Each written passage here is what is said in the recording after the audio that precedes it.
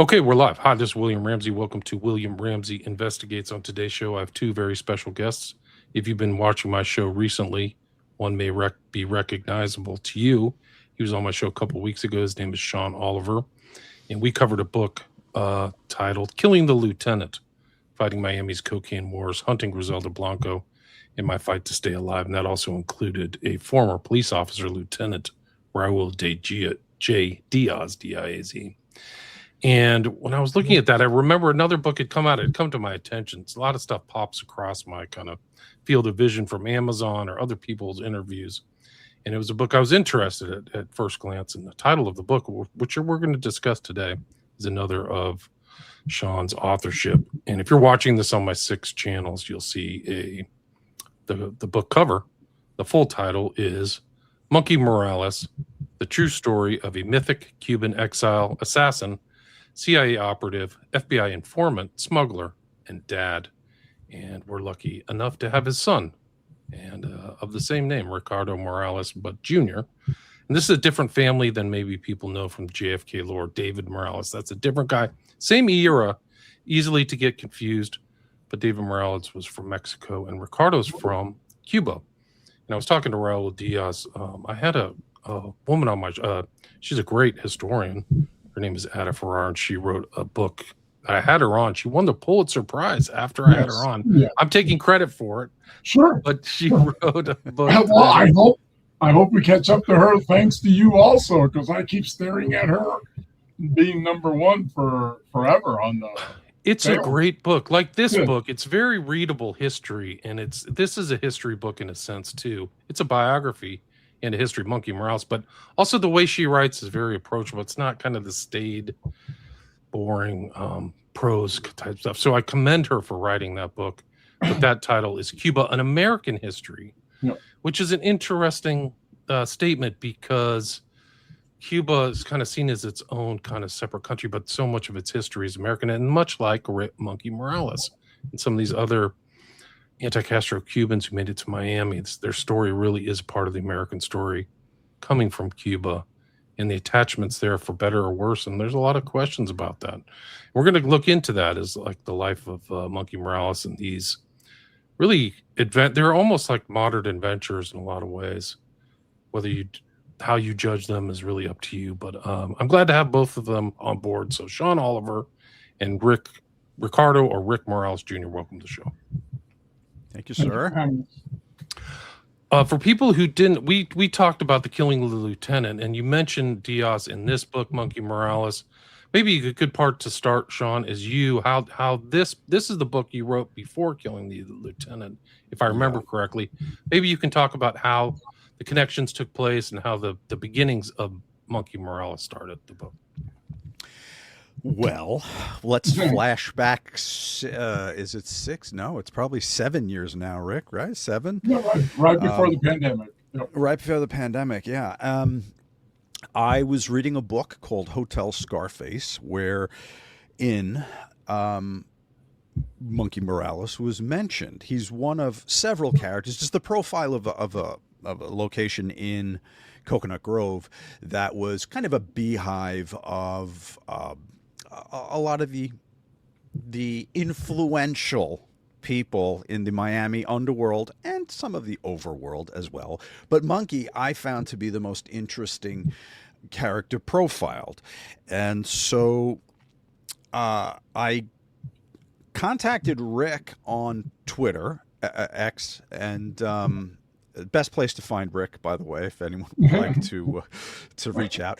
And I saw he'd left a 4 monkey head review of an interview I did about that book on my podcast at the time, and the name was Ricardo Morales. So I had to DM him, and I said, "Listen, this can't be coincidence, right? You have to be related." And he said, "He's my dad." And I was like, "My God!"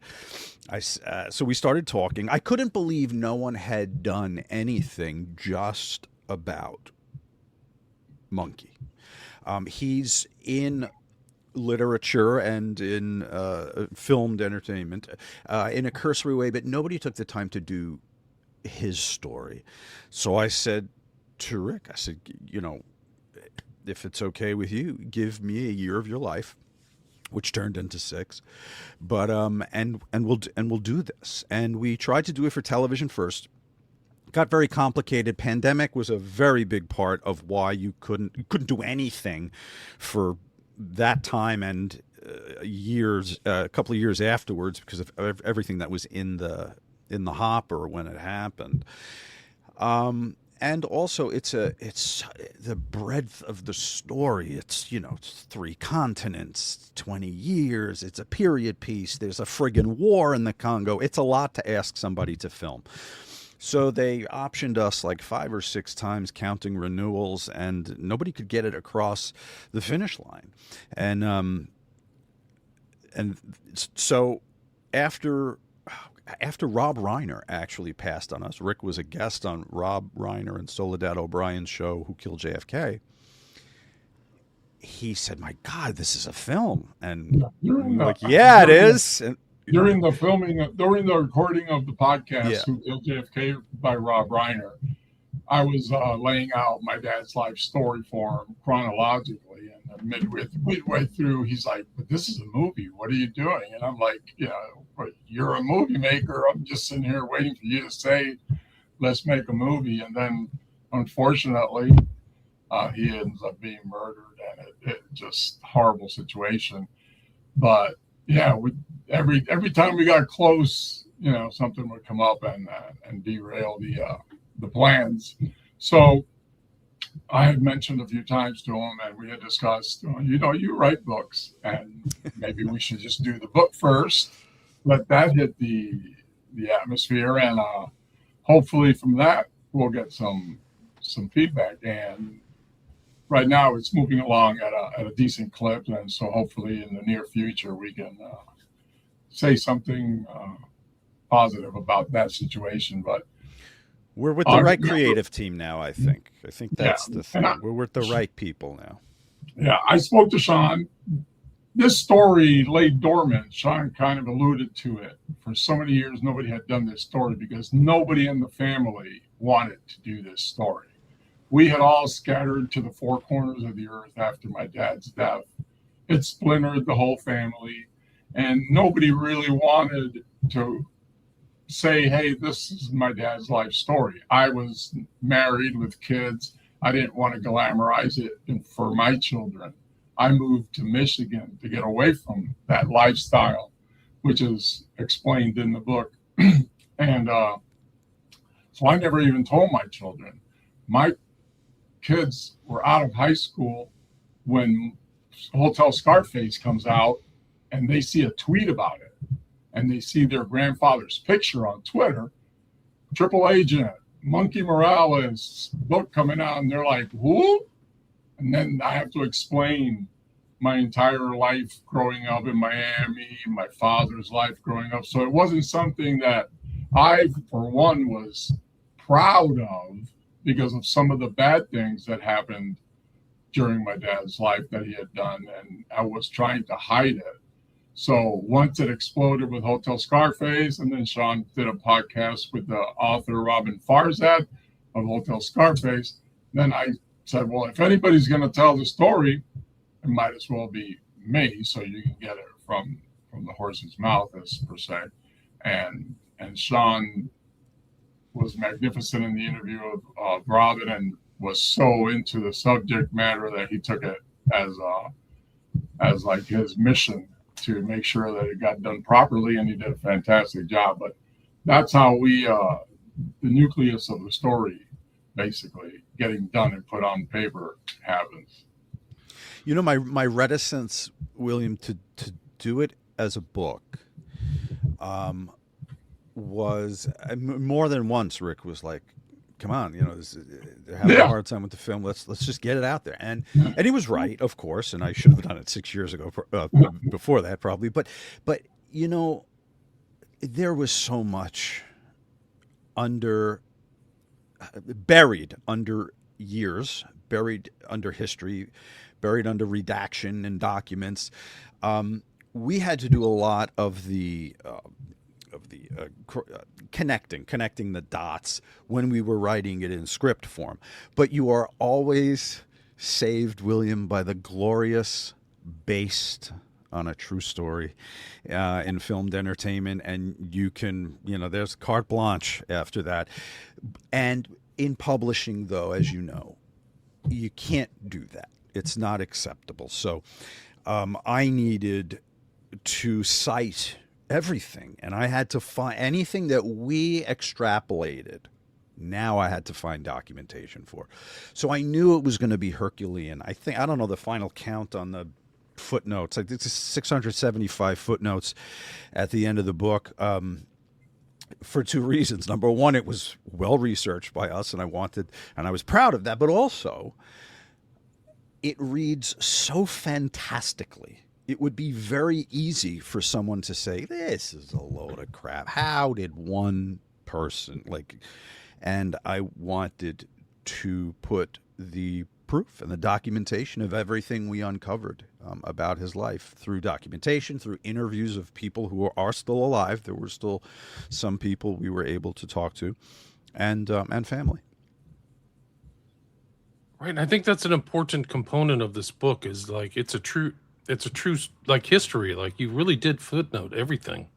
So he's a historical figure, maybe not as well known as maybe other people from around that era, but he knew a lot of people that the public knows, Orlando Bosch, and being around just Castro and all of these exiles, they were an important, a lot of people may not know this, but a lot of those guys were, and you relate this in the book, and the actual Ricardo Morales Sr. said this, is that he was he received the best training available. So a lot of these guys were very well trained in a variety of different skill sets that they acquired after exile, right? So yeah.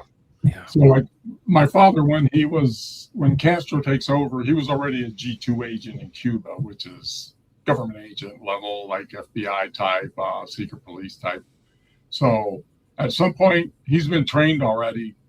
When he was younger, the Jesuits put him in a special program in the military because he had special attributes that they could see, they recognized, which was he had eidetic, photographic, you want to call it what you want to call it, type memory, but he could read things and remember them. So he could read like a manual on how to operate a machine gun, and after reading it, he could take it apart, put it back together, and use it. He memorized everything. With Lieutenant Diaz, they would go on drive-alongs, and he would write down 40 license plates, and he could read them back and forth to him afterwards with all the license plates. So he had this photographic memory. So they stuck him in a Jesuit school, military school, to get him advanced training. So by the time he was a G2 agent at the age of 19 years old in Cuba, he was already very well trained in certain things. And Castro, three languages too, right? So Spanish, English, and possibly four more that you could understand, because once you're in that Latin space of Italian, French, and Spanish, you can also talk in multiple other languages because you know the words. They're derived from basically the same words. So he's working, and he stays in Cuba after Castro takes power, but at some point finds out that they're going to kill him, that they've turned on him and his brother, and they're coming after him because his father, my grandfather, had worked for the Batista government as a federal judge.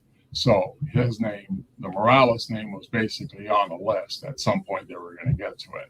So he finds out, the guy comes to get him, he kills the guy, they make it to the Brazilian embassy, and he hides out there for 90 some days. I can't remember the number. 82 days in the Brazilian embassy till the deal is worked out where he can be taken out of the country. So by the time he arrives in Miami, he's already. Sorry to interrupt, Rick, but he was actually one of the people against Batista at the time. So a lot of people think that these people are all pro Batista. What happens is Castro gets into power, and then they're like, "Wow." Correct. They're anti-Batista. They're fighting Batista along with the Castro people. Castro takes over, and they're waiting to see what Castro's move is going to be. And then they realize Castro's move is going to be another dictatorship with whoever funds him financially. And at that point, communism and socialism isn't even in play yet. They're not even discussing that. They're discussing how do we take over and become dictators.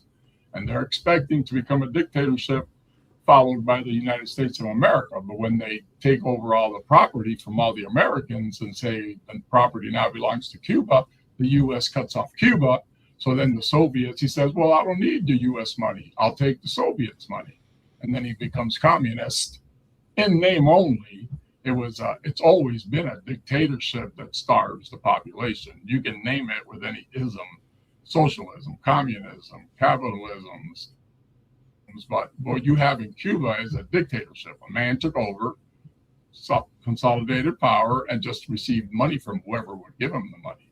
So my dad escapes, and by the time he makes it to Miami, he's already known about, he has connections, and he starts immediately working for anti-Castro groups, trying to battle wherever they can against Cuban influence and any countries that were still trying to make business with Cuba, and finds himself in a situation where it's beneficial to him to start working for law enforcement. And so he stayed in his career. He basically stayed in that career coming from G2, a very bright guy, son of a judge too. So yeah, federal judge. Was he, if I remember correctly, was he in law school at the time? Because I think Castro was a law student, or he was a lawyer too, right? Castro was a lawyer. He had gone to law school. He had been arrested and then released during the when they were trying to take over. But he was a lawyer. Yeah, it's a remarkable guy. And I think you wrote, Sean, in your book that the people, the exiles post Castro, were in the hundreds of thousands, right? It was like 600,000 or 700,000 fled. Does that sound like a right number? Yeah, I always kind of look at the exile story of Cuba in two sections. The Mariel boat lift of 1980 is the one that's oft cited in discussions of crime and drugs, because what started as a wholesome outreach by the Carter administration to allow Cubans, if you could get here, you could stay here, and they projected 3,500 and were prepared for about that many. And Castro, of course, uses this as an opportunity to flush his system of anyone he deemed undesirable or escortia, trash, in his words. So he empties the prisons, the asylums. Anyone deemed unworthy of society is sent to Mariel. They're loaded on boats. I mean, this was an opportunity for people who did exile here after Castro's in 61, 62, 63, to now get grandma out, But the problem was the docks were also loaded with, people talking to themselves and people with long criminal histories, and they were just kind of packed on the same boats. So that 3,500 that we expected and could handle becomes 125,000 when after 8 months, Carter cuts that off. And but a lot of the damage was done. Miami couldn't handle that influx in one shot. What happened to the schools, the public school systems, the crime statistics that are in the book about how many Cubans that were incarcerated were Mariel and pre-Mariel. There's a huge disparity. In the original Cuba, in the original revolution, about 200,000 Batistas leave the island right at the get-go. So you have a mass exodus of 200,000 Batista loyalists, blah, blah, blah, that leave the island, go to Miami, set up camp, and they pretend like they even care about going back, but they're really already setting roots in Miami. They know that it'll be a long time before, even though you have the ones that never gave up, that became the soldiers that volunteered for the Bay of Pigs, because as soon as they arrive, they start, well, we're going to build something to go back, to Cuba with the government. But at that point, my dad had already been moved into what's called Op 40, Team Op 40, which they were the specialized group of people that were going to be going in to sabotage things, logistics, intelligence, and whatnot. So that group was ready to go in, but they weren't going into the second wave of the Bay of Pigs. So they never got to go onto the island during the Bay of Pigs. But you have that difference. You have 200,000 Batistas that are in Miami. And then in the 80s, you get all the Mariels that come in. They don't care for each other because the Batista people feel that the ones that are coming now are the reason they got kicked out in the first place because they were freed. They were the slaves that were freed by Castro. With all the bad things that Castro did, it was just that he pretended to be a good guy by freeing the poor, but then he didn't take care of the poor. So you free them, but you don't take care of them. You take all the land for the government, you make all the money, and you keep all the money. That's what Castro did to Cuba. He just decimated the people, let the people starve, and kept all the money, like a dictator would. He's rumored to have like offshore accounts in the billions. Like that's the rumor. They have $18 billion. It was found not too long ago in an offshore account that the military controls. They're just waiting for the day they get overthrown to hop on the choppers and leave, and they got $18 billion stashed somewhere. That's what they're waiting for now with Trump being so aggressive on it. They're just trying to figure out how to get all the money they can before they have to run for their lives. Because there's no way they can stay there.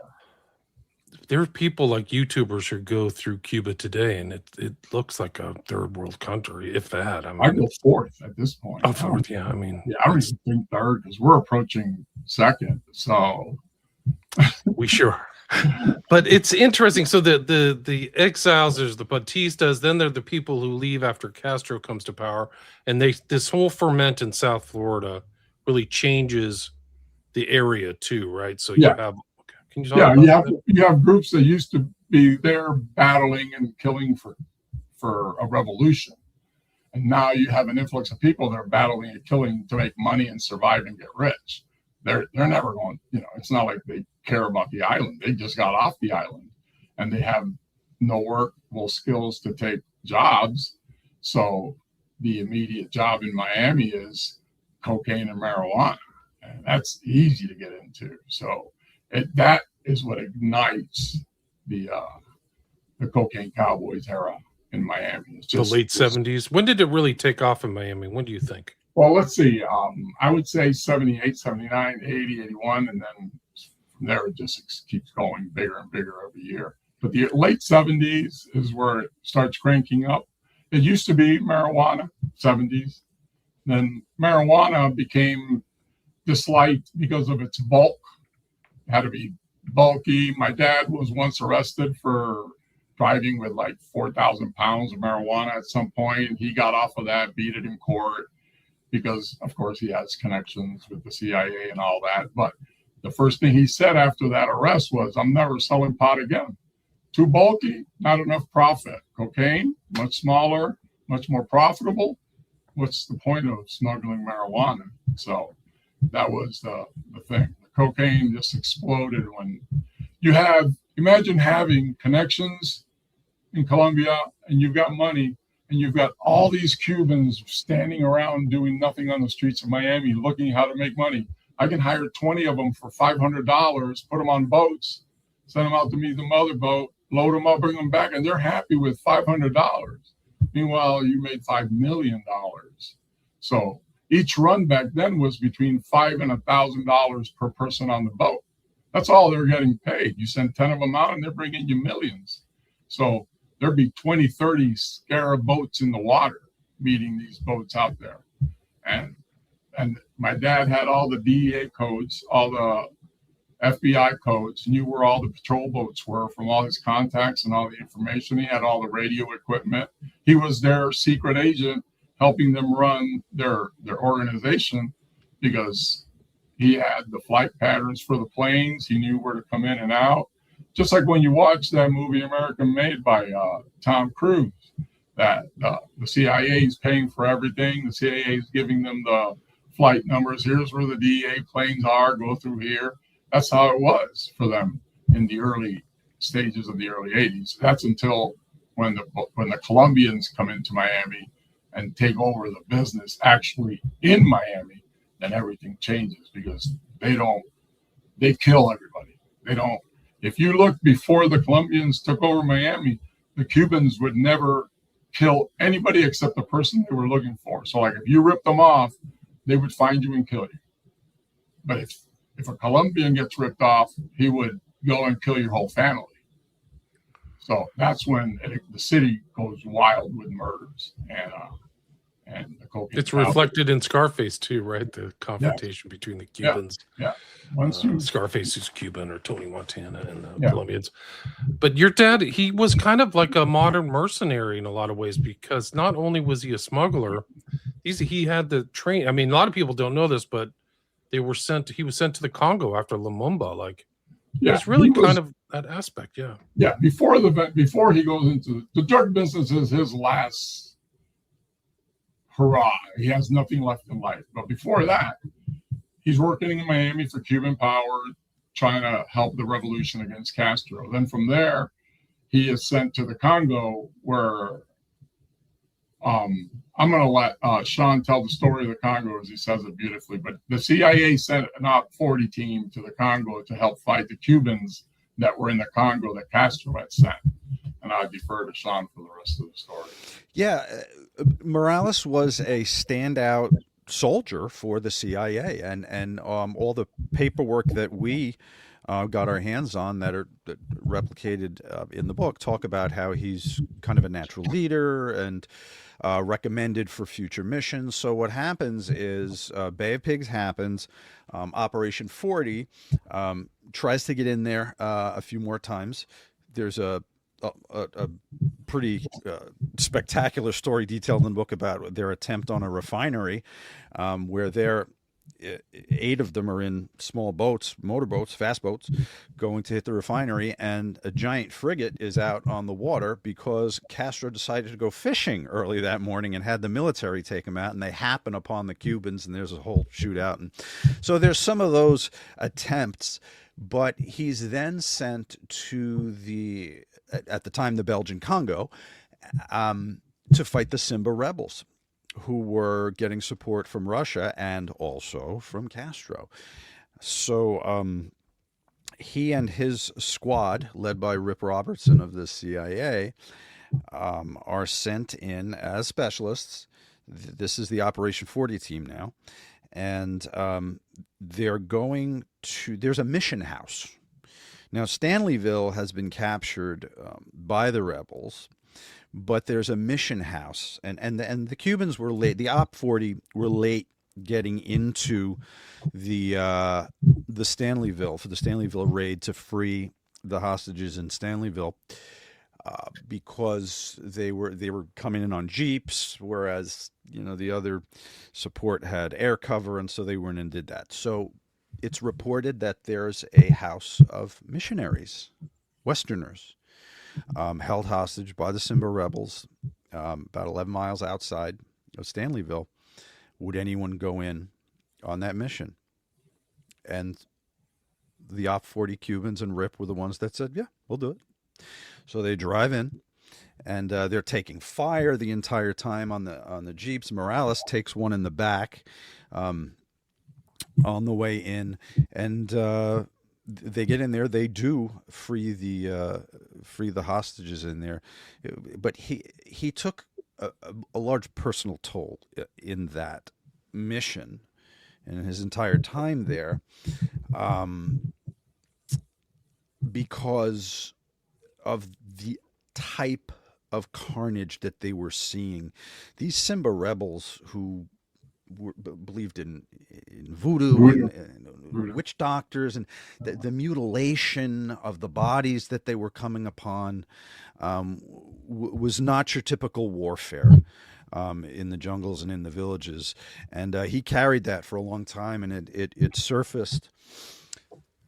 It surfaced later in life too, in the era we were talking about, when he was working for the Cuban entrepreneurs of New Miami, when he had access to the cocaine and Valium, and he was drinking more, largely to stem the nightmares that he was having from PTSD. Time. Yeah, PTSD. Yeah. So, but when he gets back from the Congo, he's in between there's really nothing going on with Cuba yet. There's like talk, so he's waiting for something to happen there, and he gets a job offer because somebody messes up a bombing for Lefty Rosenthal, the famous mafia member. He then is recommended to Lefty Rosenthal as the best bomber in Miami for you to hire to work for you. So Luis Posadas, who works for the CIA very famously, and eventually comes back around, and my dad and him hook up again after this, but recommends him for to Lefty, and he begins working for Lefty as Lefty's personal bomber, doing work for Lefty Rosenthal while he waits for the CIA to come up with a plan for Cuba, for the next attempt on what they're going to do with Cuba. So there's a thing called the Bookie Wars, where their bookies are taking bets without permission from the higher ups, and he bombs the place for Lefty to send a message. Every time it's blow up the place, no casualties. So they go, they inspect the place. This is where I'll put the bomb. It'll knock down this wall, but nobody will die. Just to send messages, so nobody ever died. But that got out of hand with some police officers being targeted without their knowing. So my dad wasn't happy with working for him, because they were targeting police officers, and other police officers were bombing other police officers' places. And it got out of control to the point where the newspaper had a box score, like you keep in baseball, bomb number 1 location, box number 2, and it was going into the 40s and 50s already too. So it was a bad time in Miami, and Dad was one of the main instigators in there, but he was working for Lefty Rosenthal at that time. So right, yeah, Rosenthal's depicted in Casino, right? That's the Robert De Niro character. Yeah. An important distinction, William, with this is the only time outside of the very end of his life where he has to take working for the drug smugglers, but this is the only time where his involvement in something criminal is for pay and not for mission. All of the other stuff, the Cuban bombing groups, his working with Bosch, when Bosch forms MIRR and Cuban Power and all the other names that he used, those were all an extension of the mission they were promised by our government. So to their mind, when that was no longer going to happen, well, that's fine. We're well trained by you. Thank you very much. We will organize, and we will continue the mission. The only time, and that's why we never had anything definitive, but this is right before Lefty leaves to work in Las Vegas for the Chicago outfit. And why wouldn't he take his prime bomber with him when he goes out there for Giancana? And it is completely inconsistent with anything Morales was doing at the time. He likely just said that he wouldn't do it because it's for pay. There is no overarching mission to this. It was kind of empty. Then he finally gets a phone call at some point from Luis Posada, who has now been stationed in Venezuela for the CIA. And this is where the story for me gets where it's craziest. He goes from being Lefty Rosenthal's bomber in Miami to he shows up in Venezuela. A Cuban American who's never been to Venezuela, who doesn't have a Venezuelan passport or anything, and he is now the second in command of the Venezuelan secret police. Out of the blue. First of all, government process in Venezuela at the time didn't allow that to be happening. You had to have X amount of times as a citizen in the country. So Posada's working for the secret police there. He's a Cuban. My dad is working. He's a Cuban. He recruits Orlando Garcia Vasquez. Orlando Garcia is in charge. Vasquez is working for the CIA, and he's second in command of Venezuela. And my dad says in an interview that he gives to a Venezuelan reporter that he recruited Orlando Garcia to the CIA. So the entire Secret Service apparatus of Venezuela at the time is CIA Cubans. And the reason that they're there, there's multiple reasons, but the main reason that they're there is so that the CIA has an entry into the South America that they can get into and go into the other countries and do the things that they want to do. At the time, they were involved in Chile with the Pinochet government. They were involved in Bolivia, trying to, they were overthrowing all these countries. So Venezuela was the easiest way for them to get in because Venezuela was happy to let them do it. The only thing Venezuela wanted in return was the United States not to bother them with their neighbors. So Venezuela has been trying to steal Ghana for now, I don't know how long, because the oil reserves that Venezuela have are also the oil reserves that their neighbors right there have also. So that's one of the problems with Venezuela and their neighbors. So the Americans are looking at this. Back then, people don't even think about it. And at the time, that's when you hear that 60 Minutes story breaks not too long ago, where they were CIA smuggling cocaine into the United States. And they're smuggling it in through Venezuela, through aircraft with Barry Seal flying. But that's all coming in through Venezuela because the CIA controls. My dad's number one position with the Secret Service was airports. He controlled all the airports. So they had the run of all the airports. Things could come in and come out any way they wanted to. And then what happens is that at some point, the Cubans come up with a plan to blow up a Cuban airliner because that's the reason they're there. We'll help the CIA, but we're going to get something out of this eventually attacking Cuba somehow.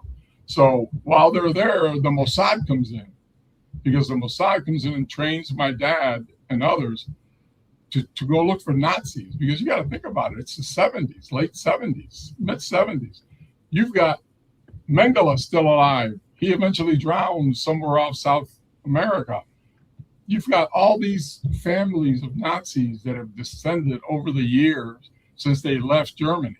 The Bolivian cartel at that time was German run because the Germans had the money. The Bolivians didn't have any money. It was the Germans. So they would pay to do the process and smuggle it, and they were controlling everything.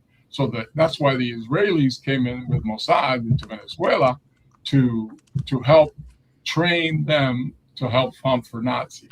Klaus Barbie was like operating Ecuador as a secret, as their intel guy, much like your dad. Like these were like guys moving around in Uruguay, Paraguay, any Y you say, Argentina, Bolivia, you name it, all that. But been flooded with the running Nazis that were running away for years. So, but while the Cubans are running all that and working all that, they still have Cuba on the mind. They can't kick that.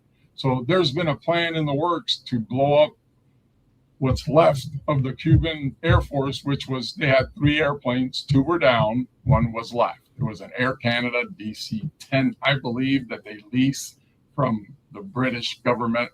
So but they used that plane for everything, to ferry troops, to ferry arms, to ferry dignitaries, whatever. So it's a multi-use plane. It's not just a civilian airliner.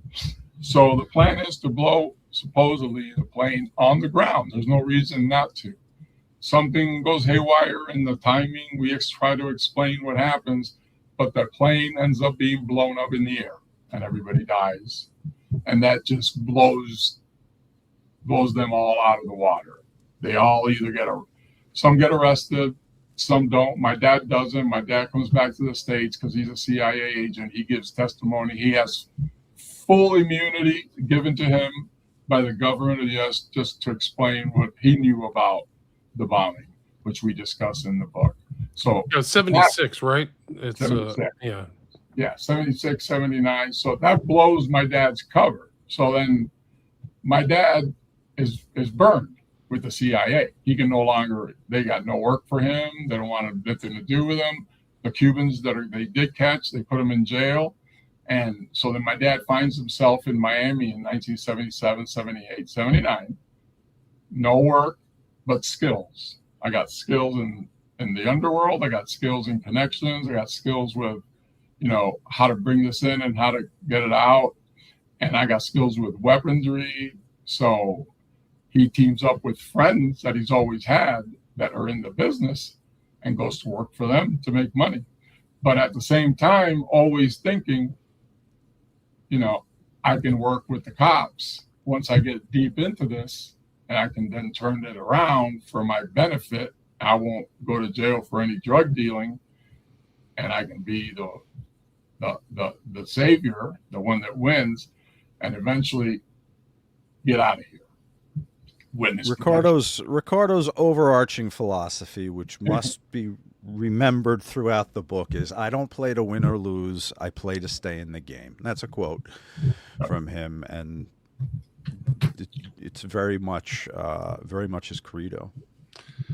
Right. So he's done all this stuff. One of the interesting things is he met Lee Harvey Oswald. Says he knows. I mean, for a guy with a photographic memory, he would know. Yeah. But also kind of some missing time there around the Kennedy assassination, right? Right. I mean, I was young. As I was growing up in Miami when I was like 6 years old, 7 years old. So I was born in 1963. So I was born 2 months before the JFK assassination. But by the time I was 4, 5, 6 years old, we would hear things about the Kennedy assassination and my father, connections. And then I would make friends. They would find out who I was, and then they were no longer my friends. And then I'd ask, why can't I come to your house anymore? And they'd say, well, your dad is connected with the JFK assassination, and we don't want any problems at our house.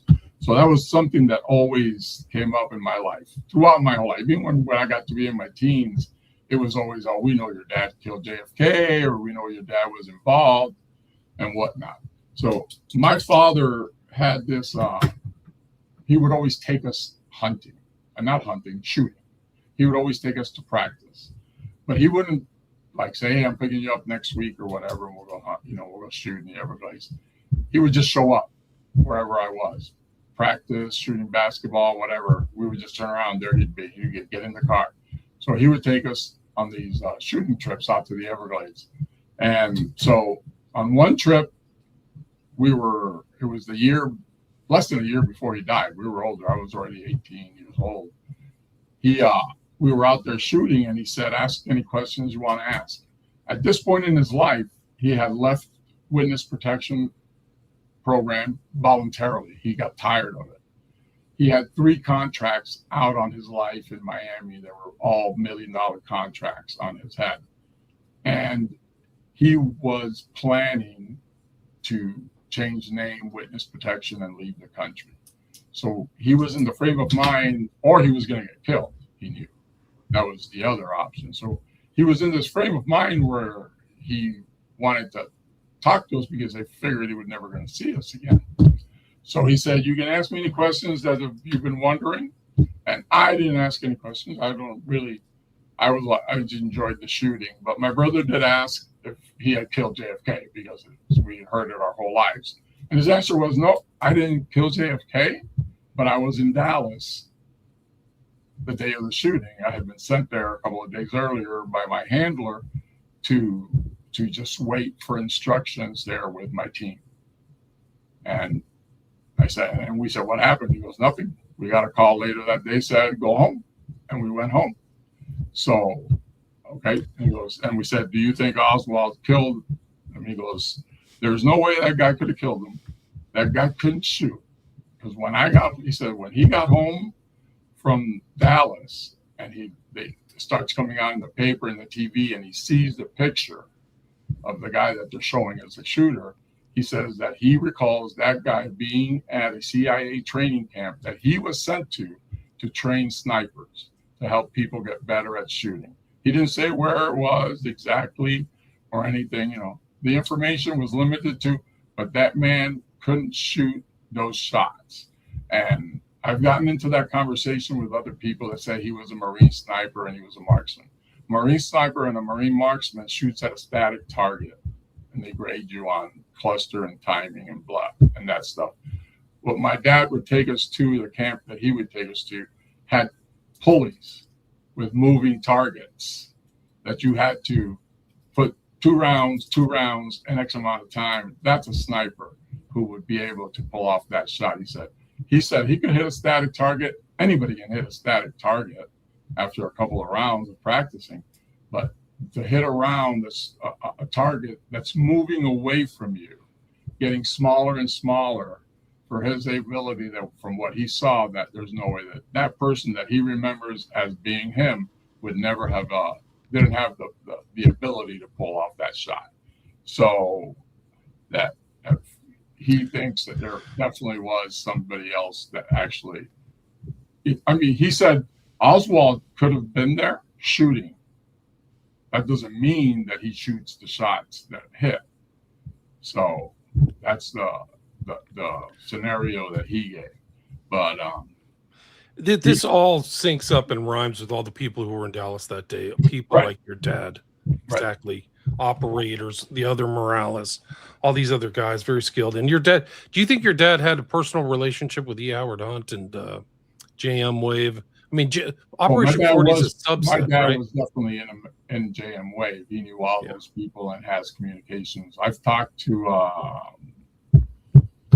I forget the guy's name recently, but I've talked to people that were in that JM Wave, and they remember my dad and they talk about my dad. I've talked to all of them.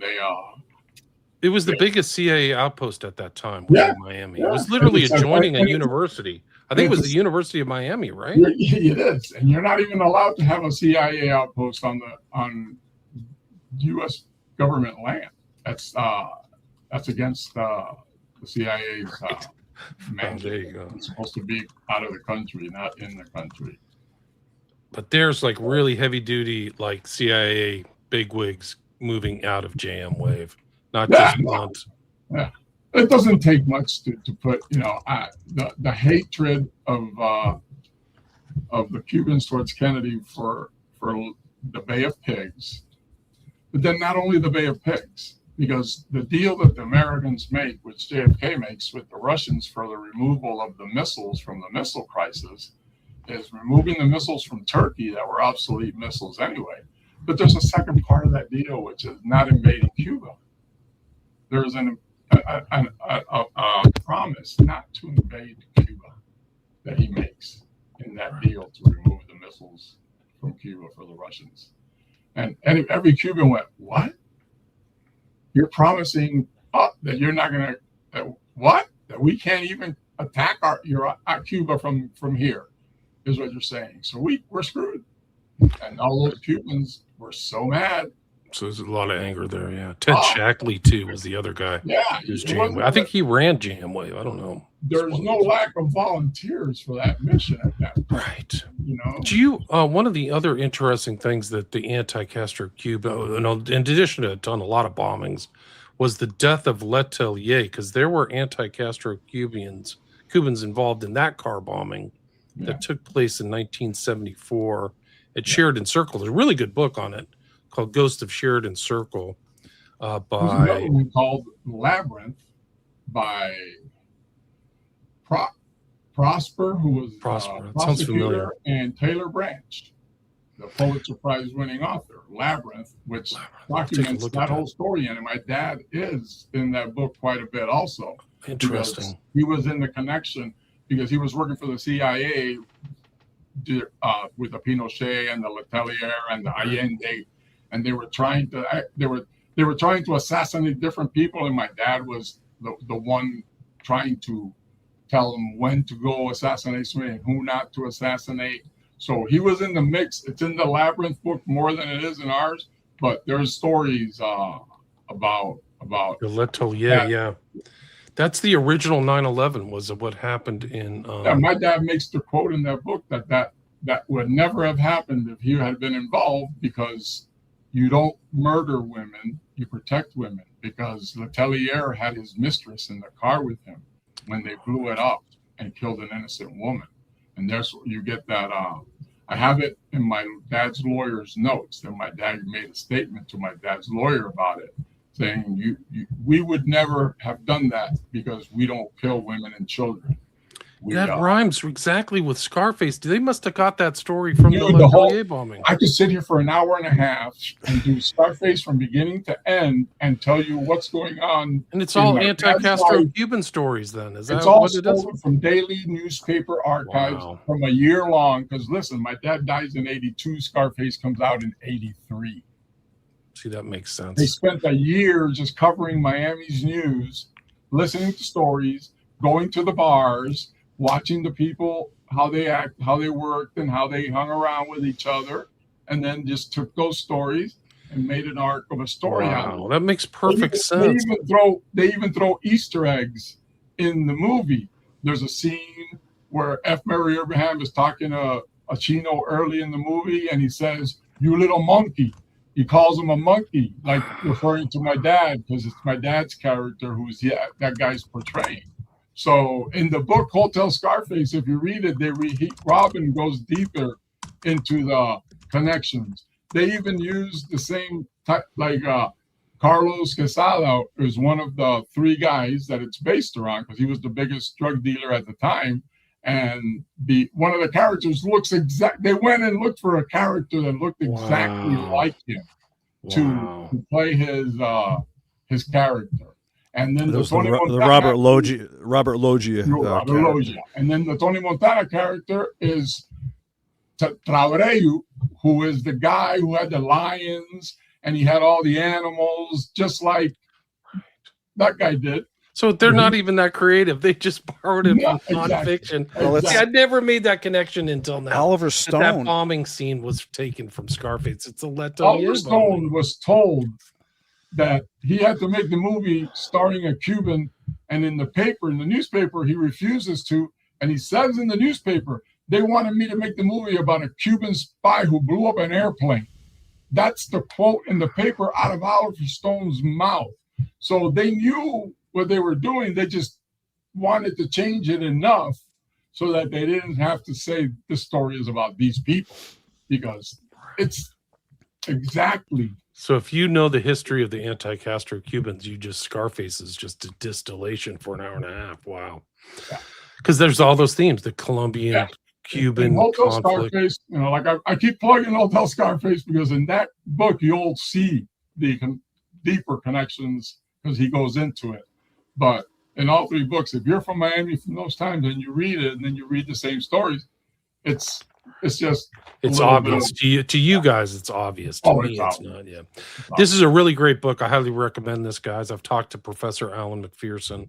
I'll repost that interview I did. It's at least 5 years ago. But the full title for audio is "Ghosts of Sheridan Circle: How a Washington Assassination Brought Pinochet's Terror State to Justice." So check that out. Really good book. And there was the only assassination that's taken place on American soil in D.C. was this guy who's like number 3 in the Allende government. And there's a lot of connections in that story to JFK because there's a character called Raul the Cuban who appears in the JFK, MLK, and the Letelier assassination. In the book Labyrinth, they go into the character Raul the Cuban. The FBI even arrests somebody thinking that it's Raul the Cuban, and it's not. And then Gerald Posner in another book says that it's a different person in the Kennedy assassination.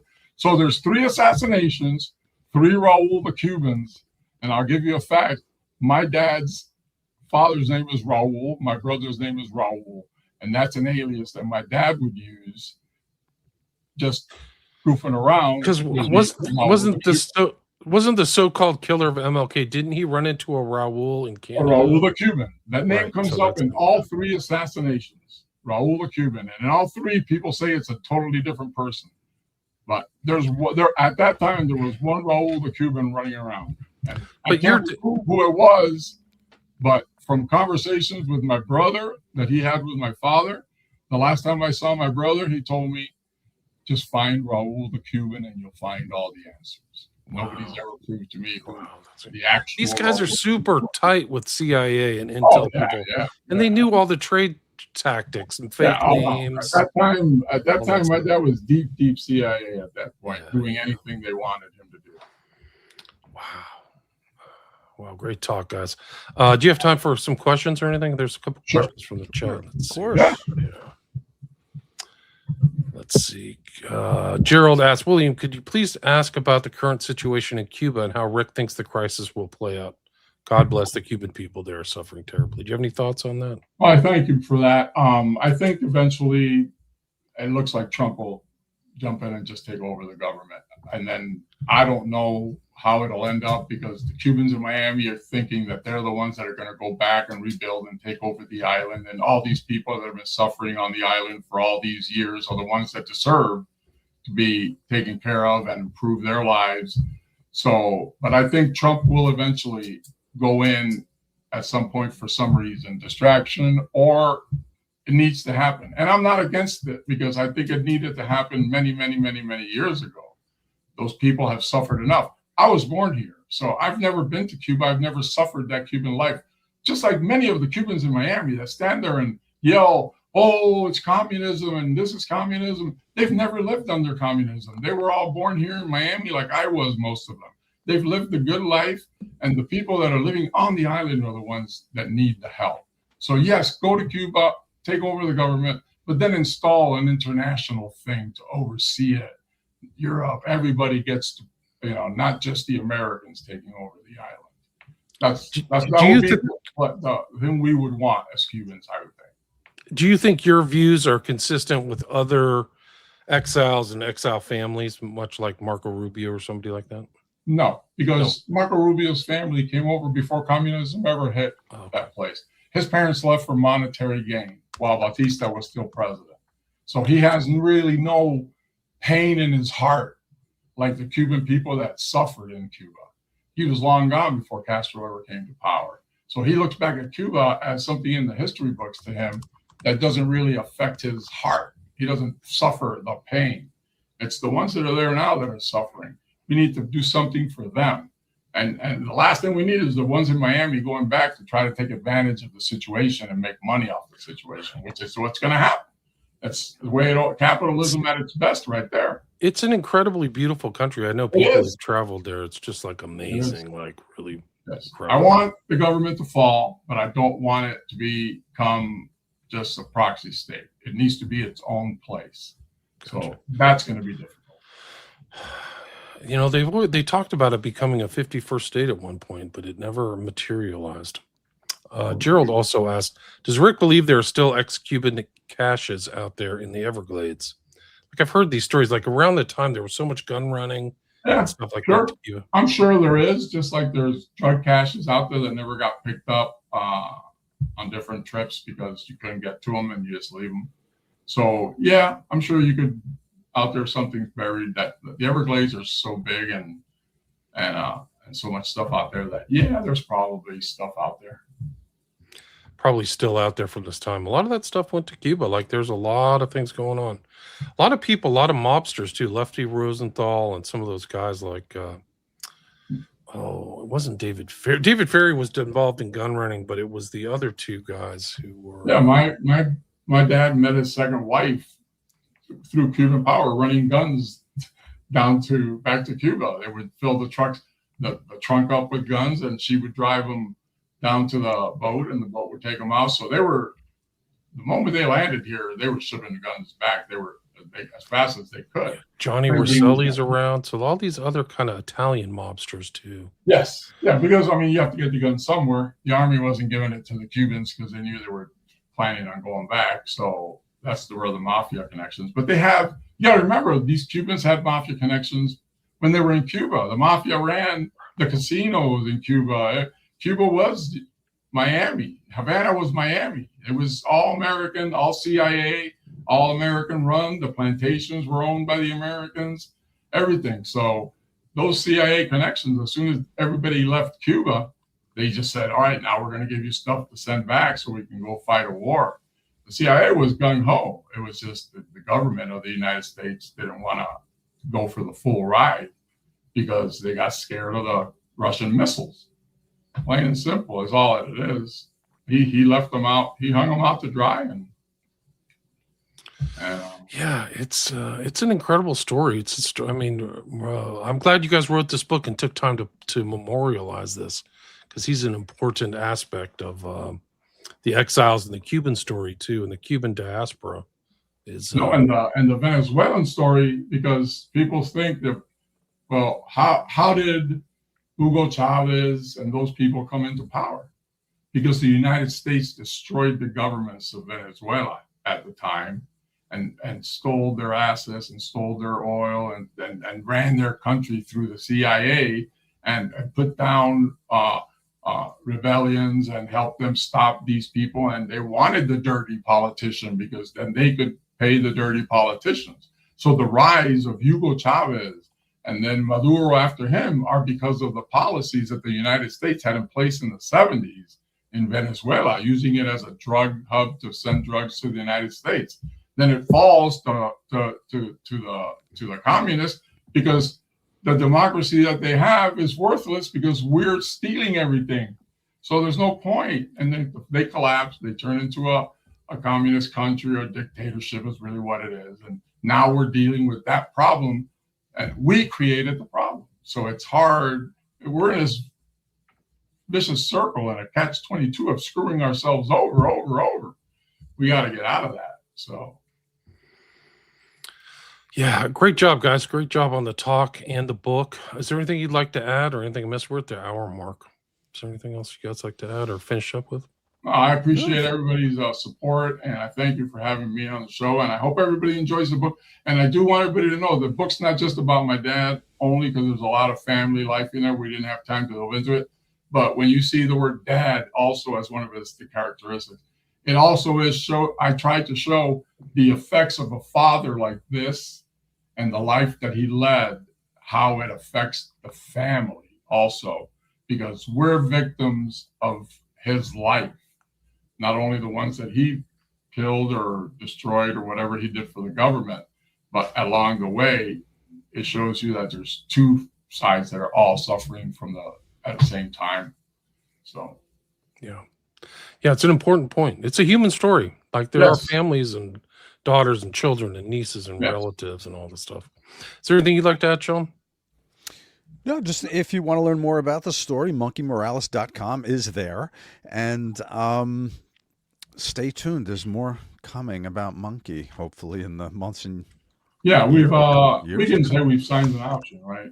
We have signed an option to develop it into either movie or TV. We don't know its direction. We're very early in the option. So, but hopefully this time we score. Yeah, good luck. I wish you the best. It's just a great history. I mean, it's a great personal story, a story of history. You can see it here. You can order the stuff, Amazon, Barnes & Noble, Apple Books, Target. So you can get it through the website. I'll put a link to the website here. It's also on Amazon. You can get a Kindle, audiobook, paperback, audio CD. Is the best, if anybody has any follow-up questions or wants to reach out and contact you, is the best way through the website? Yeah, I mean, we're on socials also. I'm on Twitter. I'm always on Twitter. So if you want to find me on Twitter, you can find me at Rick714Canes.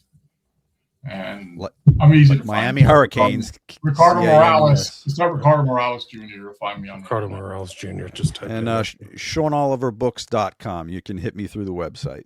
Sean Oliver. Okay. I'll put links to all that in the show notes. Appreciate it. There's a lot more in this book, guys, a lot more details. It's a personal biography, but it also reads as a history book. And like Sean mentioned earlier, there's a lot of footnotes. So it's very important when these things get footnoted so people can find the references and expand their research. But again, full title of the book we talked about today is Monkey Morales, The True Story of a Mythic Cuban Exile, Assassin, CIA Operative, FBI Informant, Smuggler, and Dad. And the authors are Sean Oliver and his son, Ricardo Morales Jr. Thanks so much for your time. Really appreciate it. Thank you. Thank you, William. All right. Stay there, guys. Stay there.